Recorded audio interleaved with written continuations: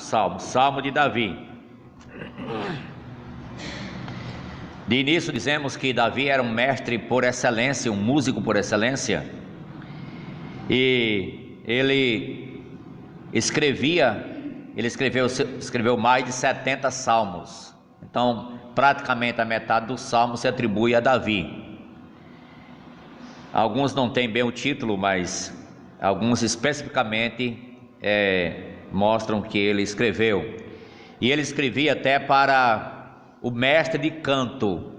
Ele era um músico por excelência, e ele então escrevia e entregava na mão do mestre. É para ser assim até para ser usado no culto. Esse salmo realmente é para ser cantado. Os salmos é para ser cantado.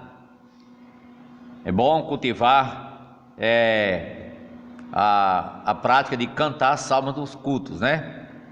Até porque a Bíblia ensina isso, orienta isso, né? Habite ricamente em vós a palavra de Cristo, instrui-vos e aconselhai-vos mutuamente com toda a sabedoria, louvando a Deus com salmos, hinos e cânticos espirituais. Se alguém puder trazer uma aguinha, vai ajudar a lubrificar a garganta. Isso também Efésios diz a mesma coisa. Na carta aos Efésios diz a mesma coisa, falando entre vós com salmos, hinos e cânticos espirituais. Tanto a música como a conversa é respaldado pelo livro de Salmos. Nós precisamos, irmãos, aprender a amar mais, vamos dizer em modo geral, a palavra de Deus, e especialmente aqui também os salmos, amar mais os salmos. Os salmos nos ensinam muito. Os salmos adoram a Deus. O salmo era para adorar a Deus. O salmista, quando cantava, ele queria sim adorar a Deus, era o objetivo dele. E há salmos também, como a gente viu, salmos imprecatórios, de confissão, de contar a situação para Deus. Deus é transparente, quer que o seu povo também o seja transparente. E então há salmos messiânicos. Obrigado. Esse salmo, é um salmo messiânico, o Salmo 23. Convido a igreja a ficar em pé para a gente ler o Salmo, então, 23.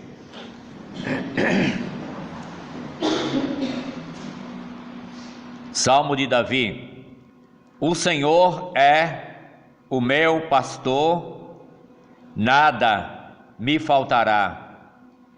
Ele me faz repousar em pastos verdejantes. Leva-me para junto das águas de descanso. Refrigera-me a alma. Guia-me pelas veredas da justiça por amor do seu nome. Ainda que eu ande pelo vale da sombra da morte, não temerei mal nenhum, porque tu estás comigo. O teu bordão e o teu cajado me consolam. Preparas-me uma mesa na presença dos meus adversários. Unges-me a cabeça com óleo.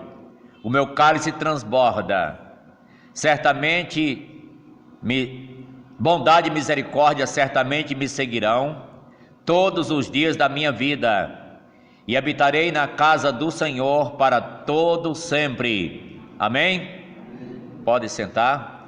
Obrigado, Senhor, por esta porção maravilhosa, esse testemunho, expressão de gratidão ao Senhor, reconhecimento de quem Tu és.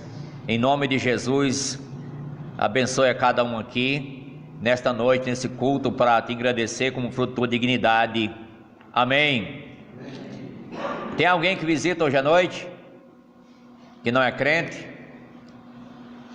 Todo mundo é crente. Tem algum crente visitante? Todo mundo de casa, então, né? Muito bem. Os irmãos percebem que o salmista faz algumas repetições, algumas coisas repetidas nesse salmo. E uma delas é focalizando mesmo o Senhor, o que é que Ele faz, mas apresenta logo quem Ele é. Nós estamos aqui para adorar a Deus por aquilo que Ele é, pelo que Ele é. Isso é suficiente. O que Deus é, o que Ele faz, aí vem como resultado. Mas o que Ele é, independentemente do que esteja acontecendo contigo, nós queremos adorá-lo, né? Louvá-lo como fruto da sua dignidade. O Senhor é o meu pastor. Nos Salmos você vai ver algumas declarações sobre quem Deus é, características de Deus. A gente viu isso no Salmo 139, quem Deus é. Deus é onisciente, Deus é onipresente, Deus é onipotente. Isto é, tu me sondas, Ele sonda, Ele atuou a partir da nossa formação, e Ele então está em todo lugar ao mesmo tempo e pode fazer tudo em prol de todos. Aqui, lembra também outro salmo, por exemplo, 46. Deus é o quê? Nosso refúgio.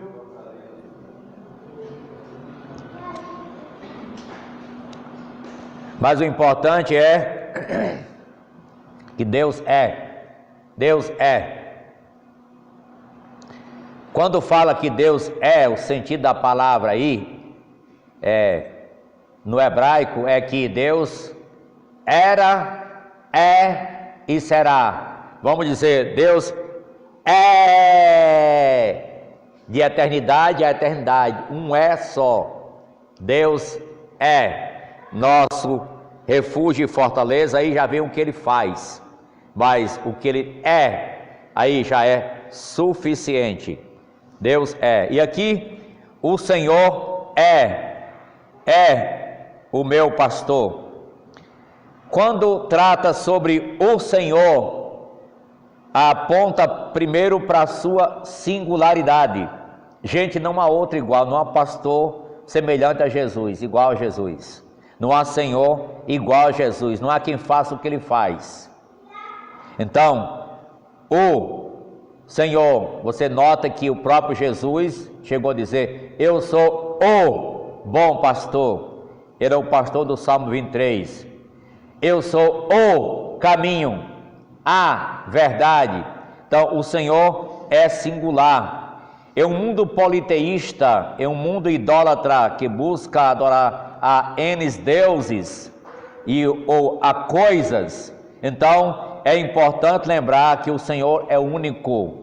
Ele não se mistura com os deuses, está bem claro nos Salmos, o 115 especialmente, que contrasta Deus com os ídolos. O Senhor, Ele sendo o Senhor, é soberano. Ele sendo o Senhor, Ele manda. Ele sendo o Senhor, Ele tem domínio. E certa vez Jesus falou no Novo Testamento, em Lucas: por que me chamais Senhor, Senhor, e não fazeis o que eu vos mando?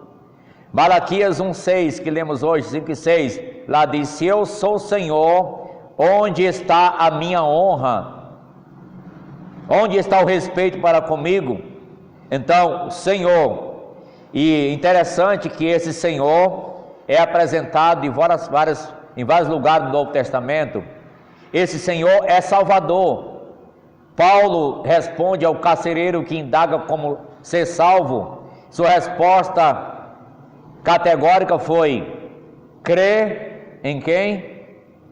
No Senhor Jesus e serás salvo. Crê no Senhor Jesus, o Senhor Salvador. Crê no Senhor Jesus e serás salvo. Gosto daquele cântico, Jesus Salvador, aponta exatamente isto. O Senhor, esse Senhor tem domínio. Irmãos, este é o Senhor também da igreja. E esse Senhor, Davi disse: Ele é o meu pastor. Mas só lembrando que ele disse o Senhor é. Quando disse Davi não estava cogitando uma mera possibilidade no futuro Deus ser o seu pastor. Mas já ele não estava cogitando uma mera possibilidade, mas fazendo uma declaração categórica: o Senhor é o meu pastor.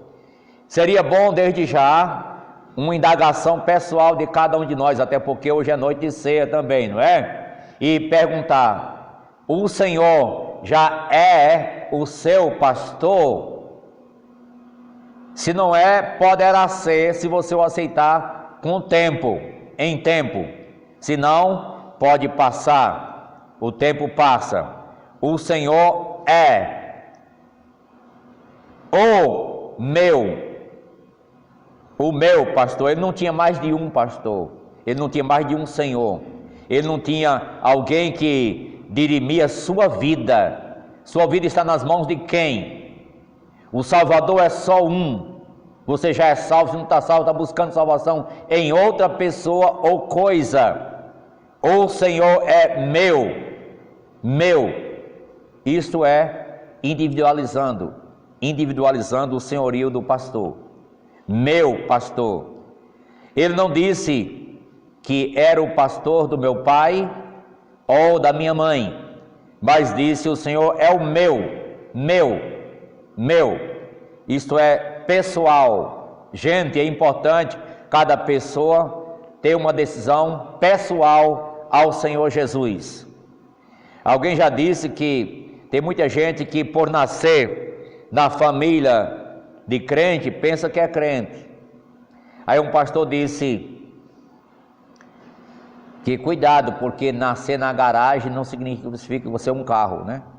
Nascer na garagem não faz ninguém carro, né? Mas às vezes nasce um gatinho na garagem, né? Um gatinho na garagem. Mas é importante nascer de cima, nascer do alto, nascer do Espírito, nascer do Senhor.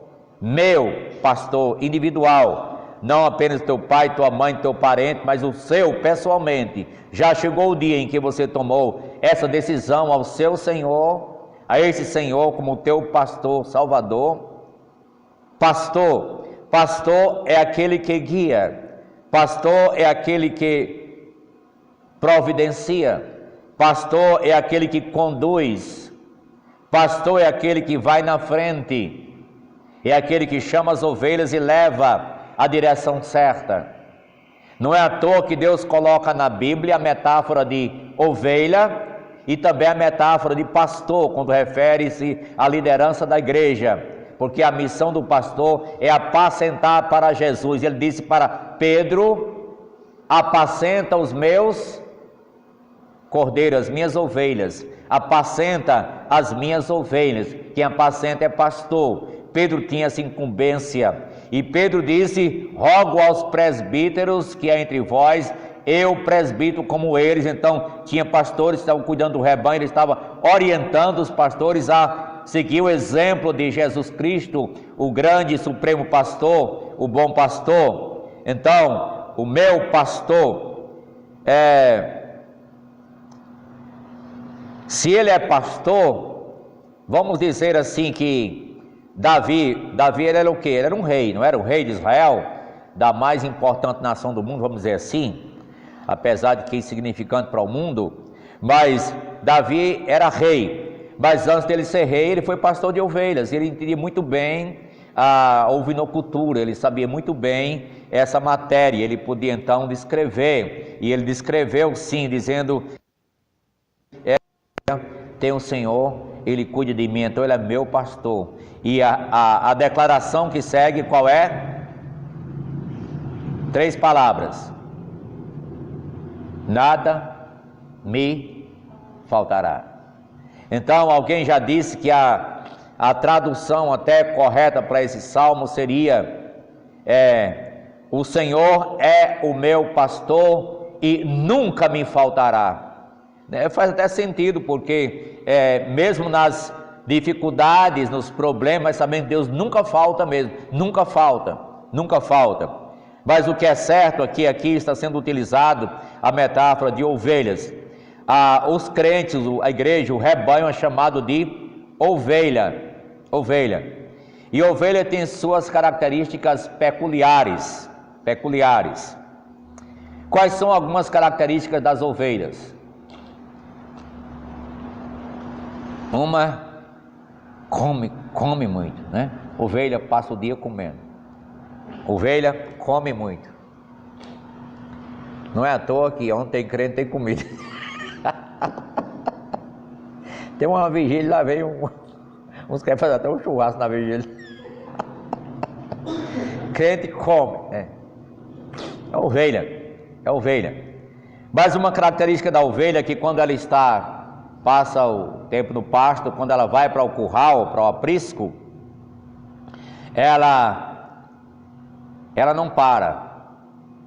Ela vai mastigar o que comeu. Chama-se ruminar, né? Ela vai remoer o que ela comeu. Aí vem a digestão perfeita, né? Perfeita. Ela tem esse processo. Então isso deve nos ensinar alguma coisa, né?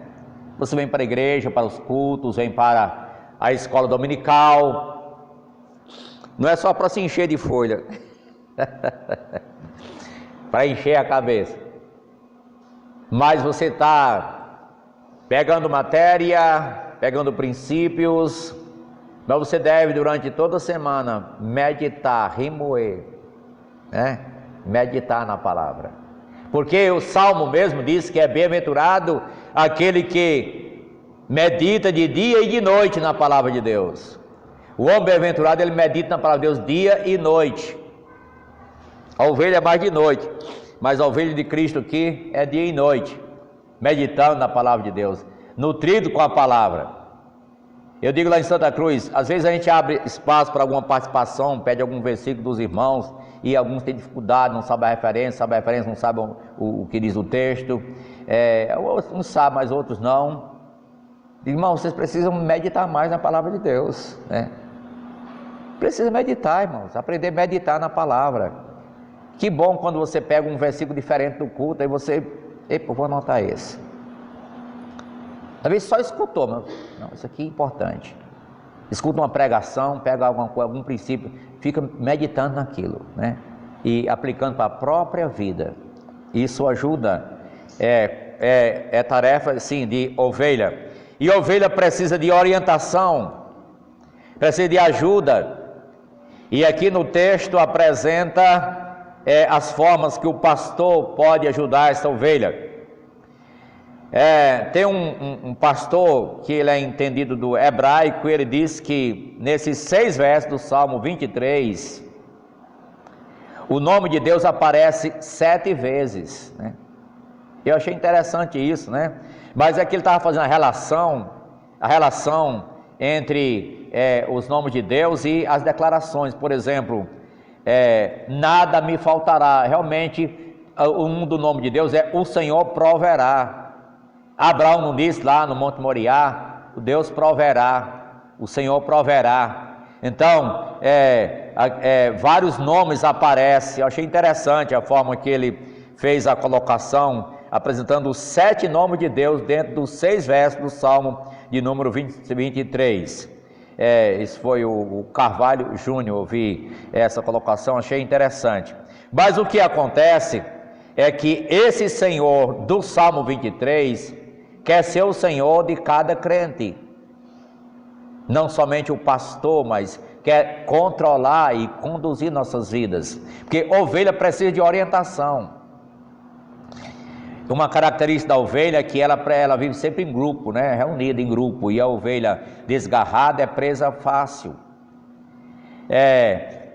Precisamos olhar pela ótica de Jesus, o bom pastor, e seguir sua orientação, porque devemos admitir que nossa visão é limitada, assim como é ovelha. Quem entende de ovinocultura sabe que a ovelha não vê longa distância, no máximo 10 metros, acabou a visão. Ela precisa então de proteção de um pastor, de orientação. Então a gente precisa estar nos pés de Jesus constantemente, né, irmãos? Nos pés de Jesus constantemente. Aquela que vai se afastando, de repente desaparece, porque ela não vê mais para onde estava. Ela vai só atinar pelo azoado dos outros, mas que na realidade às vezes está longe demais já. E precisa de ajuda. Então, se alguém está perambulando por aí, ele está cego, não está conseguindo voltar, vamos ajudar a procurar trazer de volta, que está desnorteado.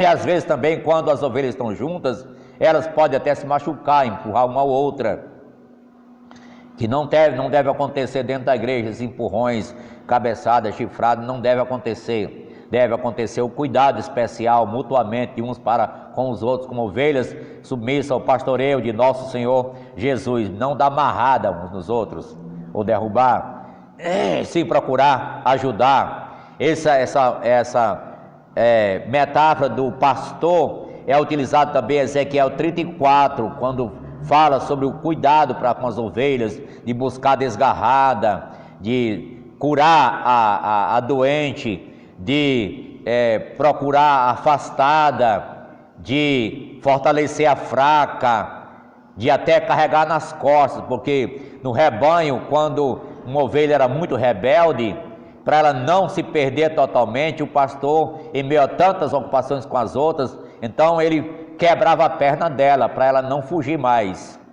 Só que ele pagava um preço, tinha que carregá-la nas costas.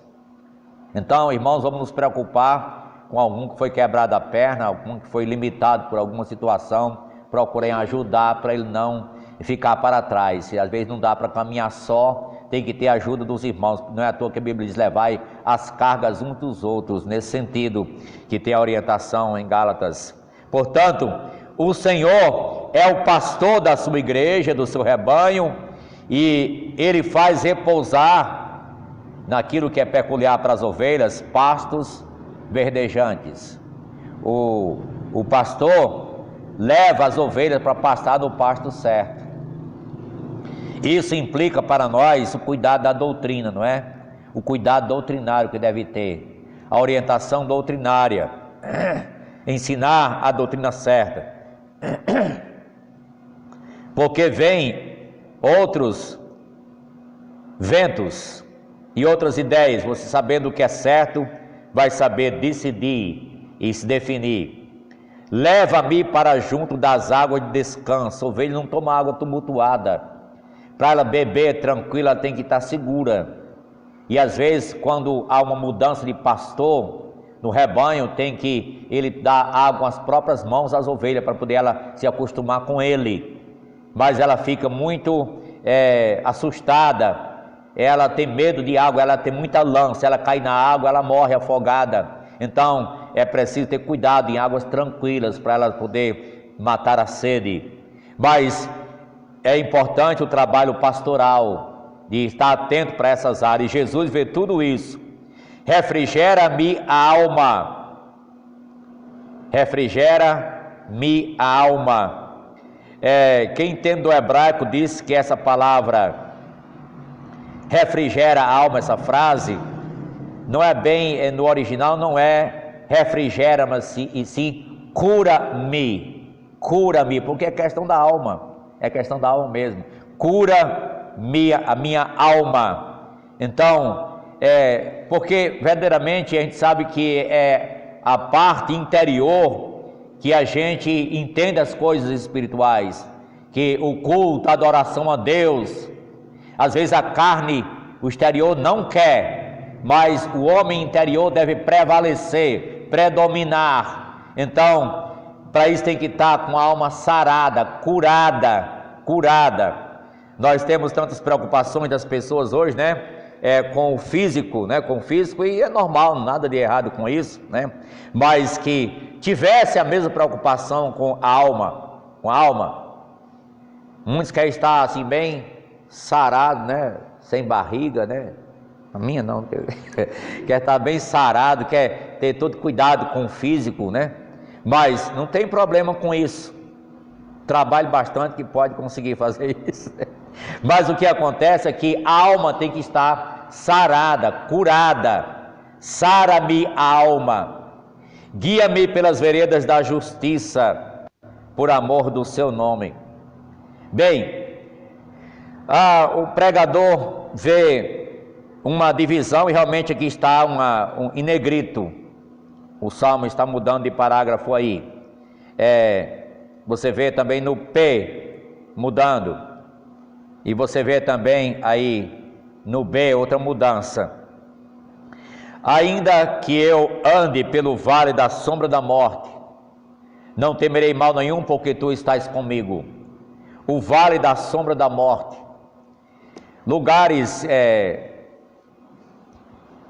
a gente lembrou aqui os salmos de peregrinação, quando vão ao longo para Israel, e que tem perigo na estrada, tem os vales, e entre Jericó e Jerusalém tem também um vale, que o pastor Lourenço foi lá, e disse que é chamado o vale da sombra da morte. É o lugar onde é perigoso os salteadores, onde tem seus perigos para os peregrinos, para os viajantes. Mas aqui ele disse: eu não vou temer, porque um motivo qual? Pelo qual ele não teme? É um, é dois. Primeiro, tu estás comigo. O que mais? Teu bordão e o teu cajado me consolam. Então, o Senhor está comigo e Ele está armado. O bordão é uma arma. O bordão é uma arma.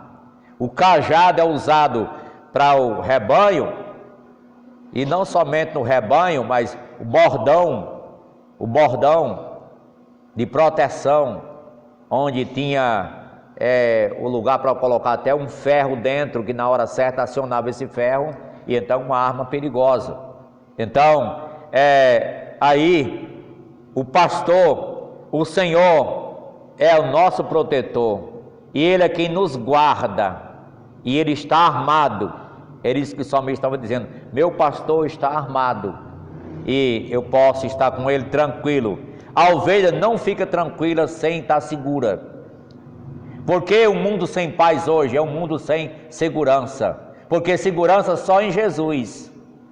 Ele disse: eu lhes dou a vida eterna, jamais perecerão, ninguém arrebatará da minha mão. É a segurança de companhia de seguro real, como tem um folheto que diz companhia de seguro real.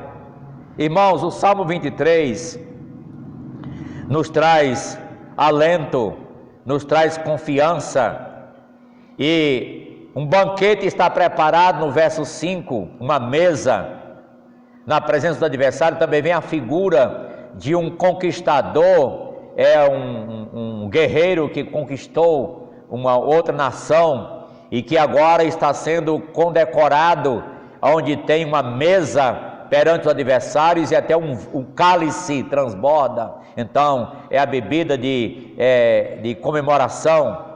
Bondade e misericórdia certamente me seguirão. Aqui aponta para o templo. Todos os dias da minha vida e habitarei na casa do Senhor para todo sempre. Interessante que quando Davi escreveu esse salmo não tinha templo ainda, mas Davi já o via. Não é um salmo messiânico sobre Jesus, que não tinha vindo ainda, mas também o templo foi construído posteriormente, mas já tem uma declaração que ele estaria na casa do Senhor para todo sempre. E o crente tem prazer de viver com Deus e estar um dia com Deus, e por isso tem alegria em vir quando disser